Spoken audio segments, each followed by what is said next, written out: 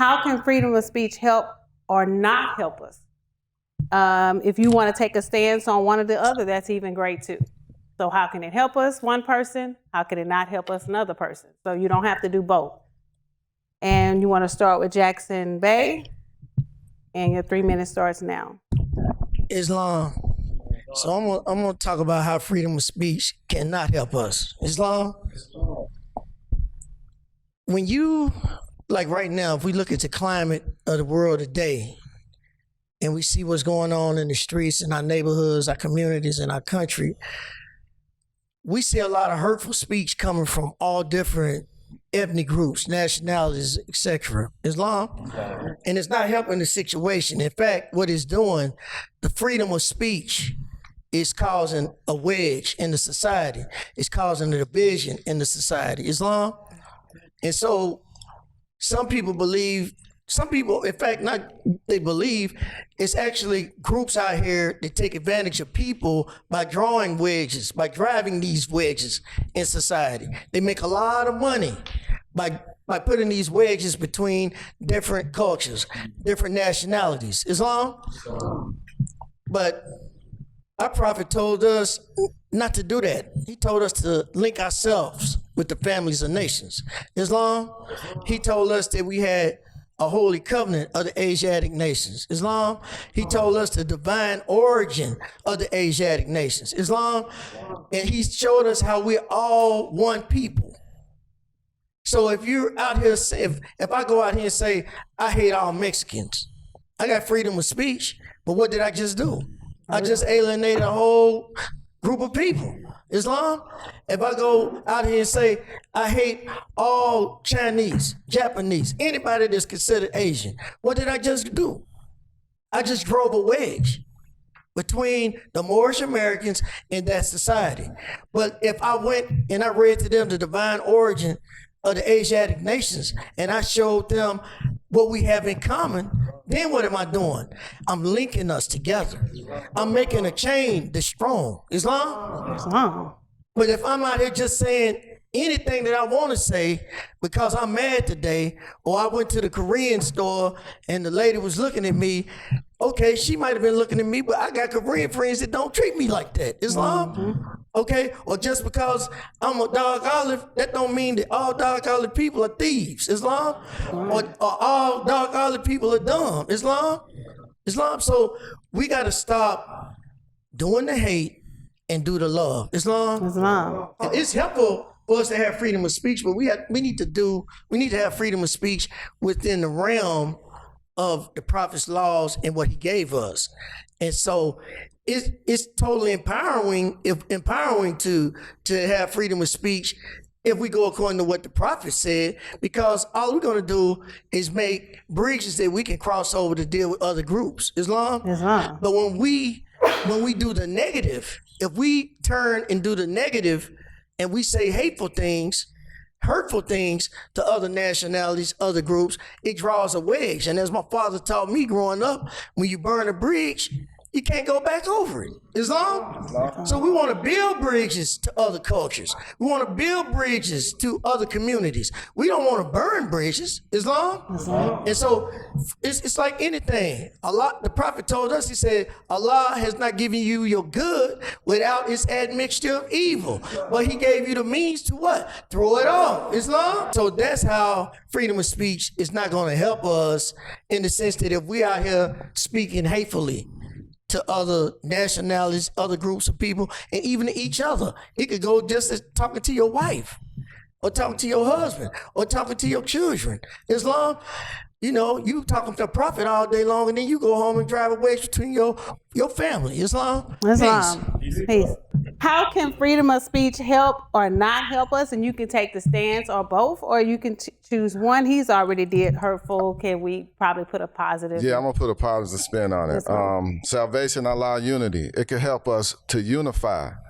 It could help rid some of the ignorance that's out there. Because I'm not black. I'm not a Negro. I'm not colored.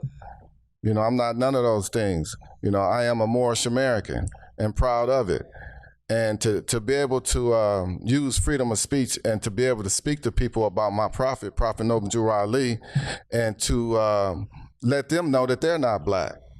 You know, I love it. You know, I go to the store, I get some gas, and, you know, hey, did you know you're not black?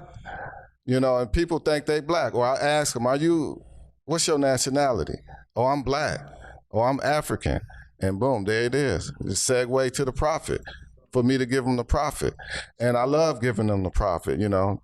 The prophet says, teach our people their nationality and their divine creed, because they don't know. Our nationality was taken away from us. And the prophet mentioned 1774, the free national constitution. What is he talking about? You know, the free national constitution made all our people free and equal. And to be able to, you know, speak this to our people and let them know that they're not Negro, black, and colored is very empowering. Peace. Islam. Rodney Whitehall. How can freedom of speech help or not help us? And you can take both stands or one. Well, my stance is with the Moorish Science of America. So I'm going to go back to exactly what I was saying in regards to our speech. Now, the prophet says that our glorious prerogative is to be able to speak. But in order for us to even exercise in our understanding of freedom of speech is that we have to free our minds first. The prophet came to free us, and he said, if I can get you to thinking, you can save yourself. So without a free thinking or thought process, then your speech, you're just saying anything. You're really under the influence of the lower self if you don't have true knowledge of who you are. That's where the freedom comes in first. It's through our divine rights, through our divine principles. The divine principles of speaking, when you say freedom of speech, you're thinking of your power to be able to say whatever you want to say. But in the Moorish Science of America, we have guidelines in place. We have rules and regulations in place. We already have a platform that the prophet, or a program that the prophet has laid out for us to speak on. So when we exercise in freedom of speech, it's beneficial for us as Moorish Americans only if we're telling the people what the prophet said. Because we're trying to reach the public, we're trying to reach humanity. But we can't reach them giving them our own views, our own opinions, what we think is freedom of speech, or what we think we should be able to say, or what we should say, how we feel like we should say it in a manner of, this is what I think. Our Supreme Grand Sheik and Chairman always taught us, tell them what the prophet said. Because when we tell them what the prophet said, we know we can stand on it. We know that there's not a single person that could come and ask us a question where we'd get tripped up because we think it might be the truth and it's not the truth. But the divine truth that comes from Noble Drew Ali, it stands the test of time. Islam. It will never fold or bend under questioning. Islam. There's nothing that we can say out of our mouths as Moorish Americans representing the Prophet Noble Drew Ali that anybody be able to come back and say was not true. And that's how we reach the people. We have to remember all of us were on the other side at one point. But when somebody gave us the Prophet's teachings and spoke it out of their mouths to us, look where we are now.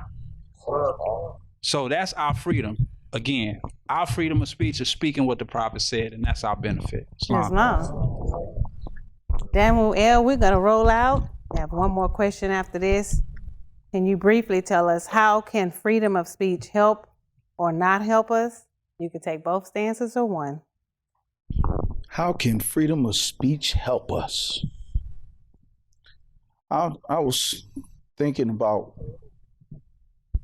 the divine instructions. And one key, I'm not going to say one key, one thing that kept rolling in my head over and over again was man knows not by being told. For man to know, he must first what? Be what he knows. That's it. So if that is, I don't know. I'm not that intelligent, but I am this. I know that a person don't hear you and respect you. They gotta feel you. So that's expression. So express yourself. And how do you express yourself? By living the life.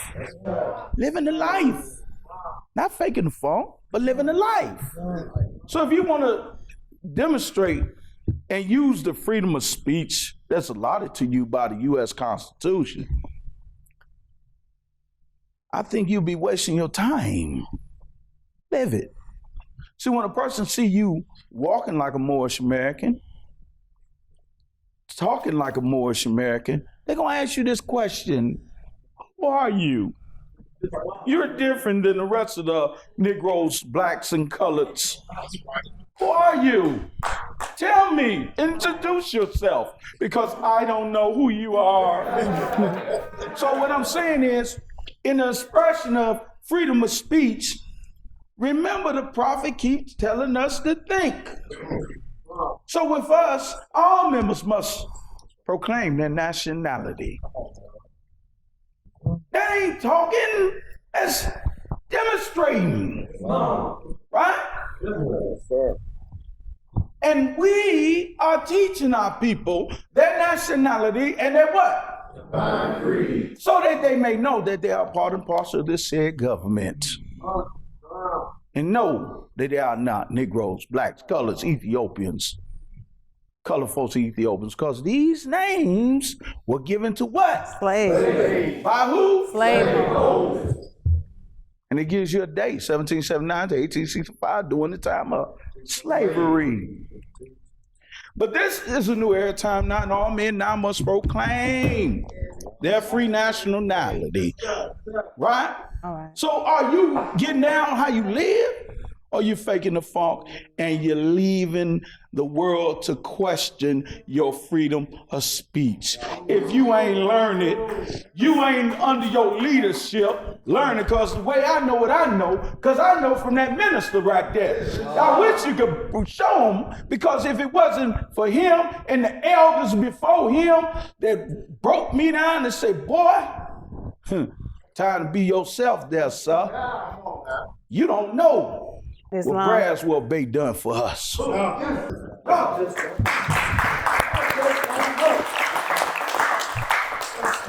This last question, and I do have one question for one more that's sitting on the panel, Moorish American. But this is for all of you all, if we can quickly, briefly do the answer or give your answer. What can we do with freedom of speech? We've talked about it, but let's be very specific and short and brief. What can we do with freedom of speech for the uplifting of fallen humanity?